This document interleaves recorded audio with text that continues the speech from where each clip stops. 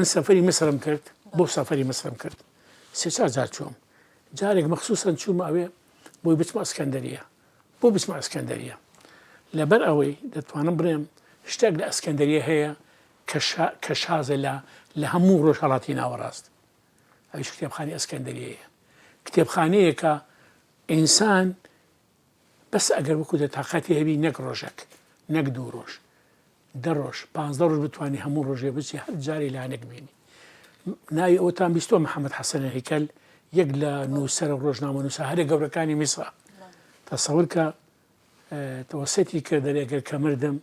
کتێبخانە ئۆرشیفەکەم بنە کتێبخانەی ئەسکەندەریە ئەمە کە کتێبخانەی ئەسکەندەریەم دیتووە ئەنی حەقەتەن خوداوەچی لە کەیفم بە هیچ نایە لە وڵاتە بیر تەنها لە کتێبخانێک دەکەمەوە چونکە کوڕەکەی خۆم وەکو من فەرۆشی کتێبخانەکەم نییە ئەوە ممچین نییە بتوانانی چکە بۆ مەشغەلەتی خۆی هەیە ژیانی خۆی هەیە منداڵی خۆی هەیە و بۆ چوونی خۆشی هەیە من ئێستا وەکو درێ مومێ نەهات و منداڵ بووم کە خەریکی کتێب بۆ کتێب خوێندنەوە بووم ئەو وەکو من نییە فەرقەیە جا لەبەر ئەوەی ئەو سەروەتی کە لەو وڵاتە هەیە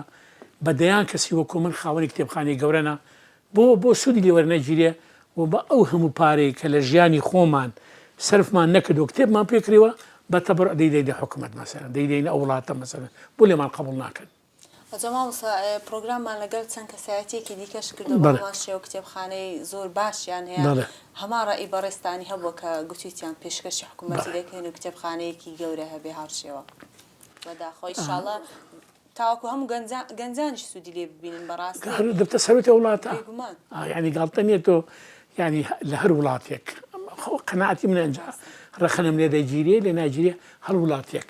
کتێبخانە و شانۆی نەبی ئەو وڵاتە لە بواری شارستانە دابراوە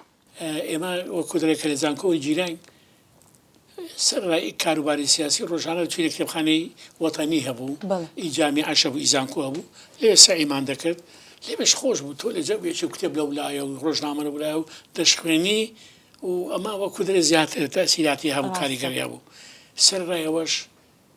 من خۆم شخصیان لەگەڵ دۆستەکانم ئەو برادرانەی کە لە شوقەیەک دەژیاین ئەگەر شانۆیەک هەبایە دەبایە بچینە ئەو شانۆ یەکەم شانۆش کە لە بەغدا چوین ناوی ئەنەخلە والجیران بوو ئەنەخلە والجیران غائب توعمە فەرمانی بوو نووسەرەکەی کۆمەڵێک ئەکتەری هەر بتوانێت ئەو وەختە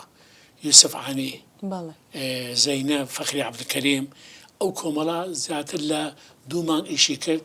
ئەمە هەفتەی یەکەم چوینە ئەوە لە قاعی خولت هەر شانۆگەریەکە با من شخصیان کە بۆی دەچووم ینی ئەوانی کە لە بەغدا عەرز دەکرا لەبەر ئەوەی شانۆ وەکو گوتم ینی خواردنێکی ڕوحیە وەکو چۆن کتێب دەداتێ شانۆش بەو شێوەیە